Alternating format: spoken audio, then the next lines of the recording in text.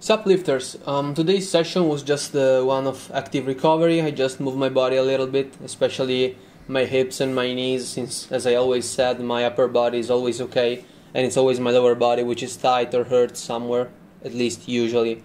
And today I found out something extremely interesting. First of all, I just squatted a bit, because as I already said in the last video, apparently squatting every day with just the bar can help a lot for hip pain. And today, I felt good, but there wasn't any weight on the bar, so I guess that's pretty normal. However, I was happy that I actually usually hit depth quite comfortably, and also had practically no butt wink, so that was pretty nice. What you will notice from the next couple of clips, which I decided to avoid recording from the side, because I thought, damn, I always recorded from the side, maybe I can try recording from the back. And what I found out was extremely interesting. So first of all, you can hear my knees clicking, my hips and stuff. And if that happens to you, don't worry, it's totally normal. My body makes those sounds all of the time, especially in the spine, and my spine is perfectly healthy, so don't worry about it. Anyway, you can see I'm using my usual squat shoes, I'm hitting depth, and everything felt pretty comfortable. I felt quite good. I tried to stand a bit down in that position, and everything felt alright. I also tried to consciously push from my right side. And so I decided to do it from the back, and let's see what I found out. Look at how my bar is staying over my back. Oh my god. And I have no idea if that's the reason why my right hip hurts more, but this definitely has to be one of the reasons, because I can't believe that pushing the weight in such an uneven manner hasn't any impact on your body structure, you know? And I never noticed it. I've been squatting for like 2 months and I've never noticed it. And after I rewatched this clip while I was in the gym, I was like, no, come on, this can't be right. It must have been a one-time only thing. I must have just, maybe do the setup wrong. But, I couldn't believe it, because, it's extremely in diagonal. It's not even close to being perfectly horizontal to the ground. Also, yeah, the camera isn't perfectly horizontal and parallel to the ground, but still, you can clearly see how badly the bar stands over my back. And so I tried to do it again. I still didn't pay too much mind to the setup, because otherwise I could have ended up correcting it without really understanding anything, because when you usually do your squat, you don't really think too much about that. You have other important stuff to do, like pushing and keeping the feet in the same position and so on. However, this has been really interesting. So tomorrow, since I'm gonna train legs, I still won't squat heavy. However, I will film myself from the back, and I will make sure to have a better bar position, and I will also learn how to do that. Because now, this is the third set, I tried to really make the bar extremely straight. I thought consciously, okay, let's try to make it straight from the get-go, and it was still not straight, like not at all. And so I decided for the next one to, I tried, I was looking around, I tried to make it even more even. I brought my elbows back, and it was a little bit better, but still not enough. And I want to find out if it's because I have a bigger trap than another, or maybe it's just because I'm pulling more, I'm pushing more in one side, or what is happening, because this is ridiculous. What's even crazier is that I never even noticed it. However, I'm hitting depth quite comfortably, so I'm quite happy about that. So now you can see that I have the mirror in front of me, right?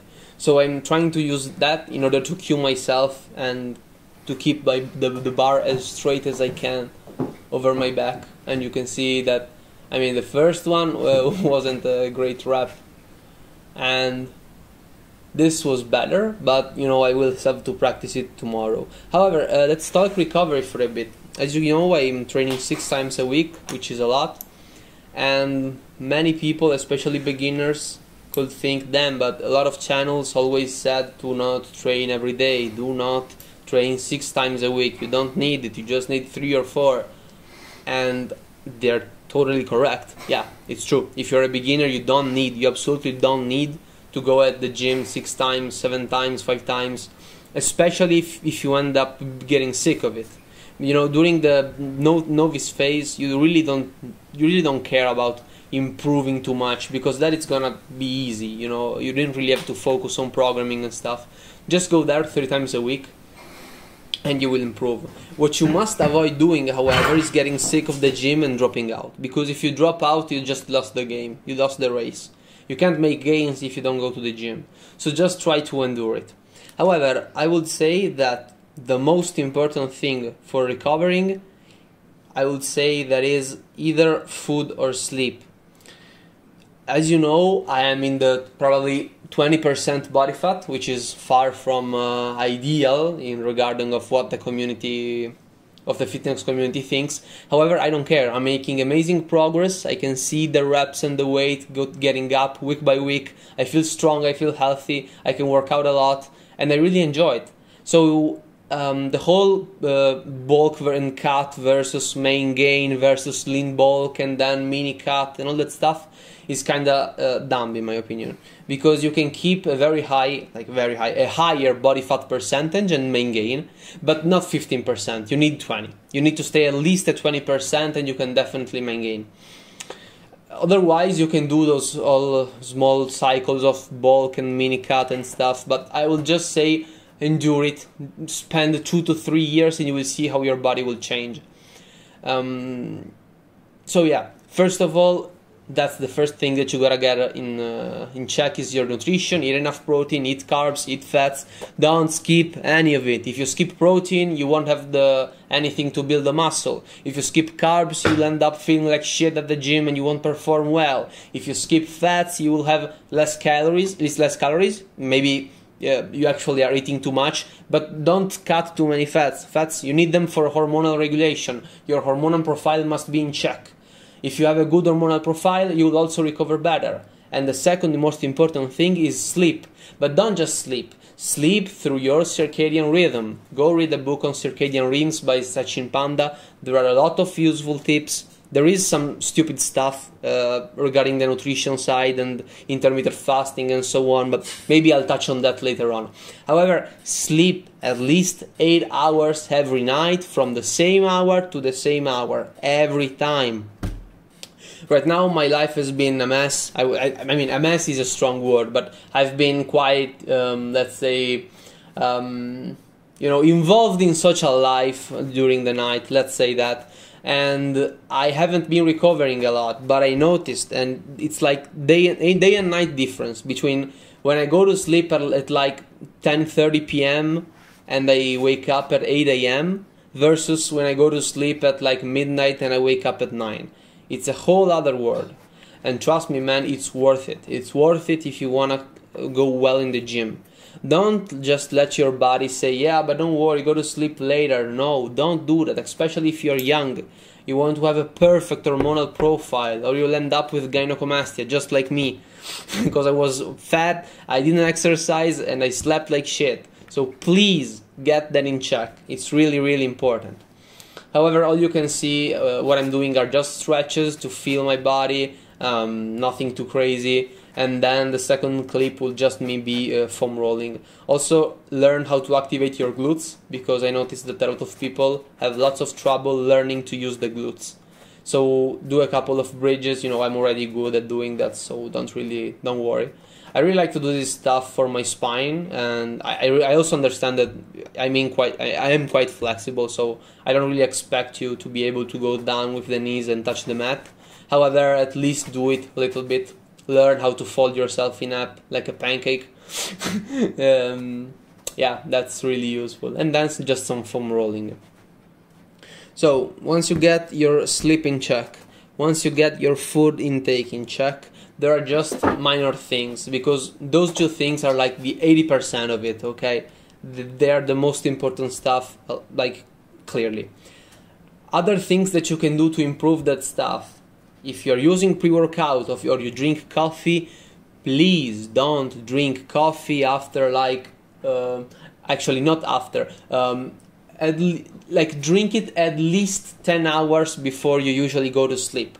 Caffeine has as you know, it's a stimulant. It boosts your cognitiveness. It's extremely useful. I use it as a pre-workout, but it can also disrupt your sleep. So what's the point of having a good session if you can't recover from it?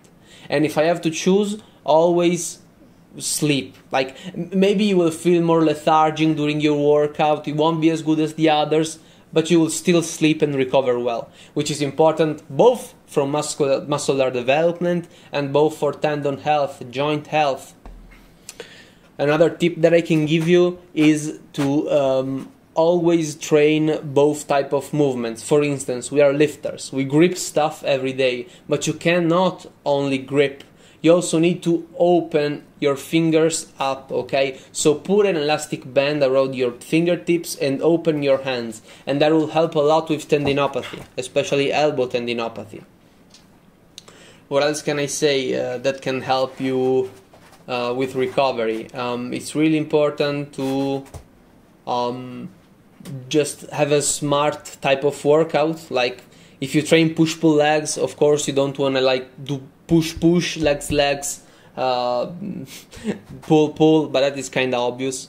And in general, even during your training, you don't want to have two of the same type of movement close together. Leave that stuff for pro bodybuilders because they don't understand programming. If you're doing deadlift, your next exercise can't be a bent over row or a good morning. It doesn't make any sense. Your lower back has been worked up, let it rest for a bit, and then maybe touch on it again. Last thing that I want to mention is to take your time and listen to your body. If something feels wrong during the workout, stop. It doesn't make sense to get injured. I know it's nice, I love training, you know me. For me it's a pain not being able to squat. Squat is my favorite exercise, and it's the one that is the hardest for me to be able to to just do it in a decent way. Yeah, because as you know, I have to use my shoes, I had some hip pain, I had some knee pain, so it's kind of a mess. So take care of your body. And yeah, this is it. Make sure you get your diet and your sleep in check, and everything else will come right through. I'll see you all tomorrow, lifters.